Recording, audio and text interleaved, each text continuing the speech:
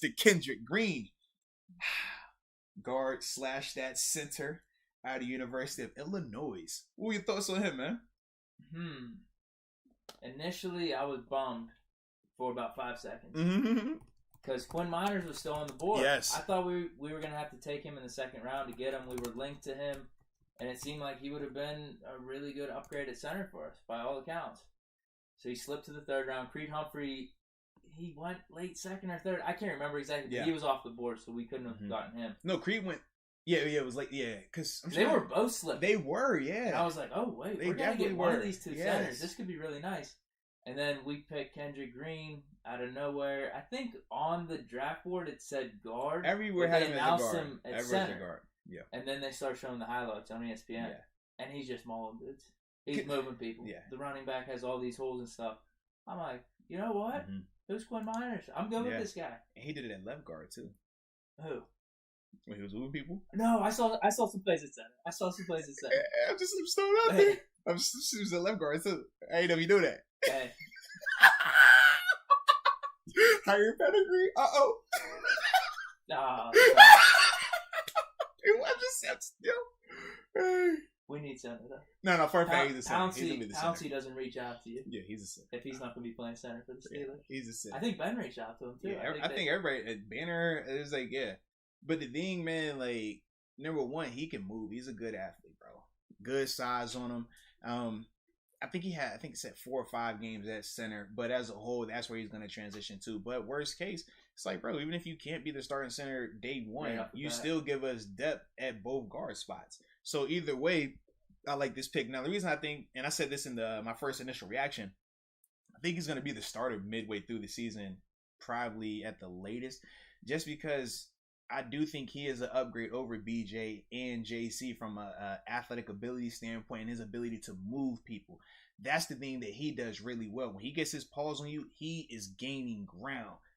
Some people even had a second round grade on this dude. Like, dude, seriously, he's one of these guys that we've talked about in the past. Yes, dude. Some people had him really high, second or third round. Some people just didn't even have him on the board for both center and guard.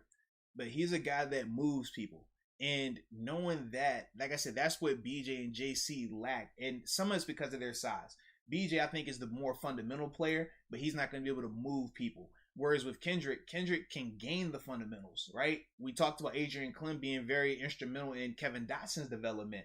I'm interested to see, can he have that same type of stamp and imprint on Kendrick Green? Because if he can, well, that's going to be the only thing separating him and BJ. I think, like I said, right now, BJ is going to be smarter and going to be the more technical player.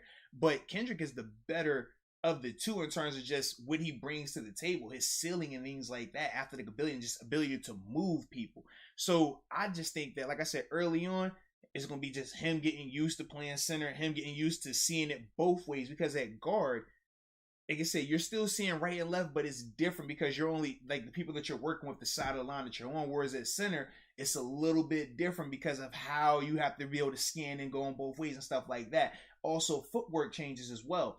So that, to me, is going to be the biggest thing. And knowing that OTAs could potentially be skewed again, when does he get the chance to get in there with Adrian and get comfortable doing that part? But outside of that, man, I love this dude right here. I think, like I said, going back to the run game stuff, right?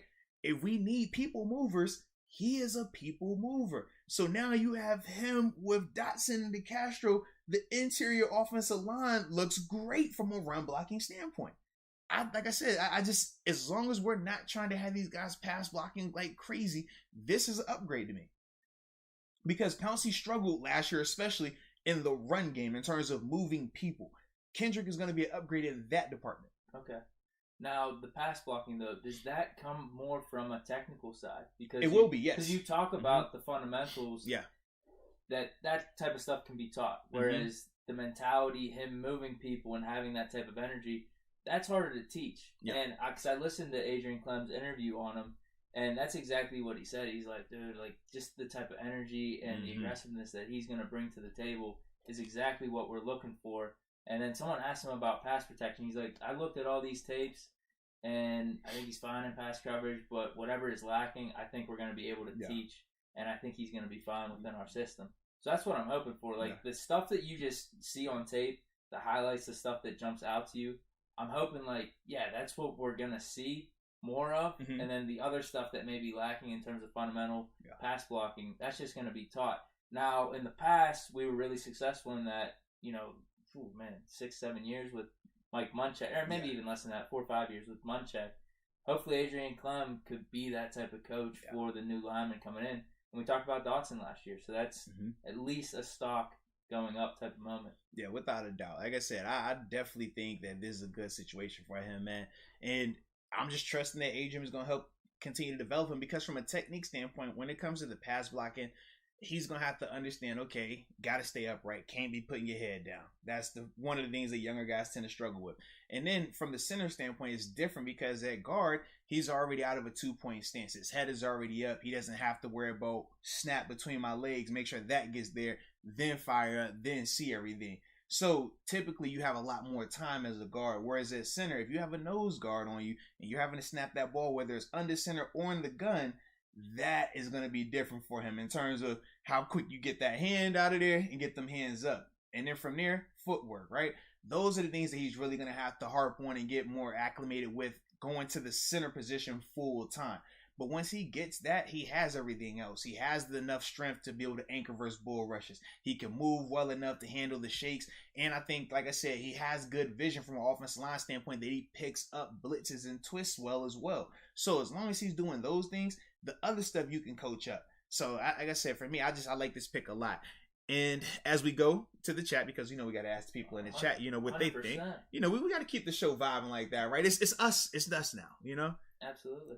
All right, but let's see. Ike, he comes in, he says, Steelers have one of the best eyes when it comes to linebackers and centers. So let's go Kendrick Green. He's like, hey, you're right about that.